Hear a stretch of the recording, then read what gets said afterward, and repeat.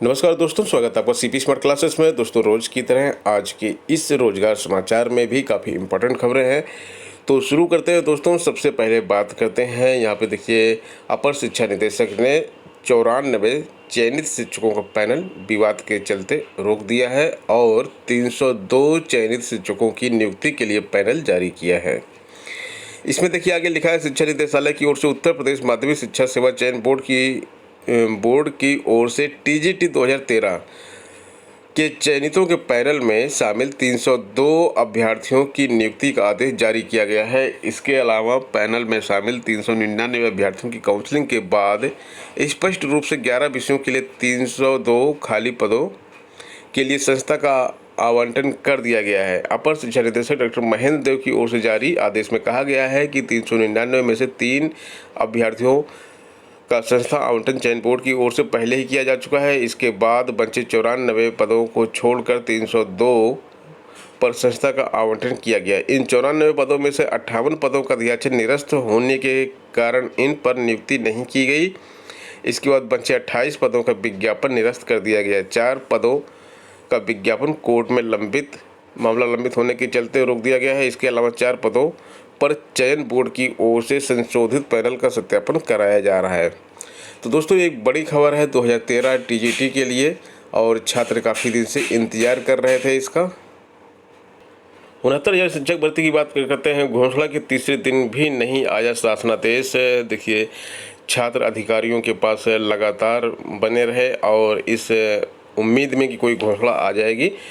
तो इसमें 31,661 पदों को भरे जाने की घोषणा की गई थी और तीसरे दिन भी शासन की ओर से इसमें कोई गाइडलाइंस नहीं आई। भर्ती प्रक्रिया किसी प्रकार की जाएगी, इसकी जानकारी लेने के लिए बड़ी संख्या में अभ्यर्थी सोमवार को सचिव बेसिक शिक्षा परिषद कार्यालय पहुंचे।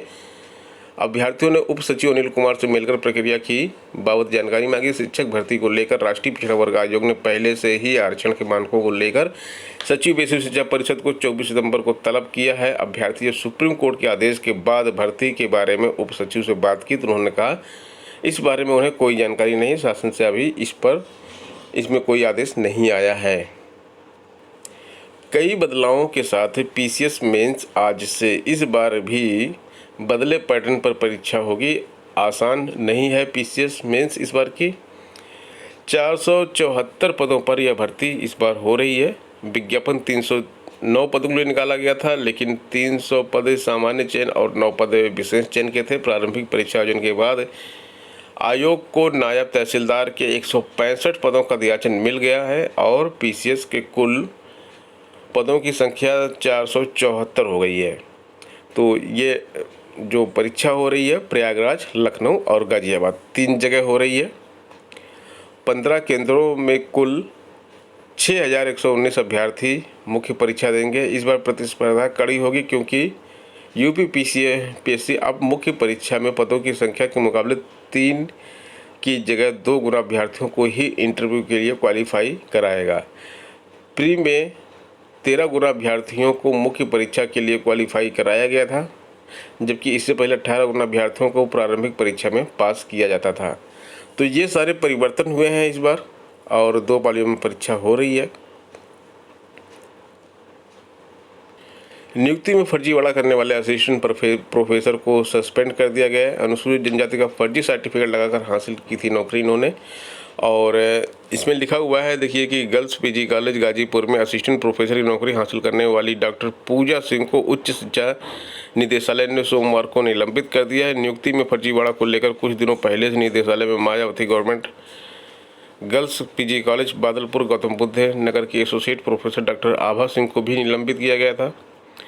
तो इसमें देखिए, अशासकीय महाविद्यालयों में तैनात 11,412 शिक्षकों की जांच करवाई गई। इस दौरान 27 मामले संदिग्ध मिले हैं।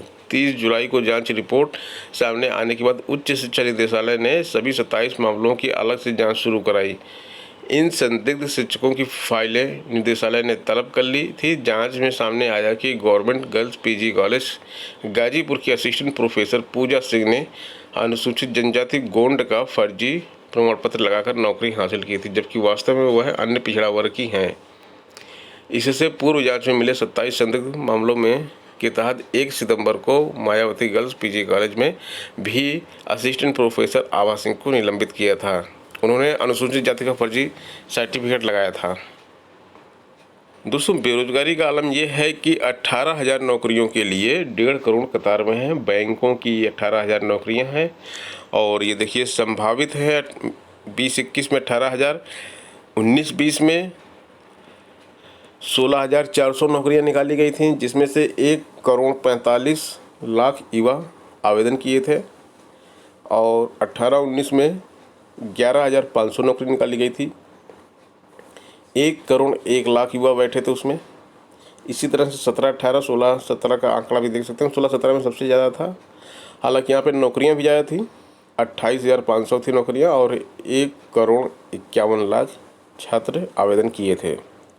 Institute of banking personal selection की वेबसाइट पर उपलब्ध आंकड़ों के अनुसार विगत 5 वर्षों में बैंकों के पदों में तेजी से कमी आई है, जबकि उसकी तुलना में आवेदकों की संख्या कई गुना बढ़ी है। वर्तमान में एक पद के लिए करीब 1,000 दावेदार हैं।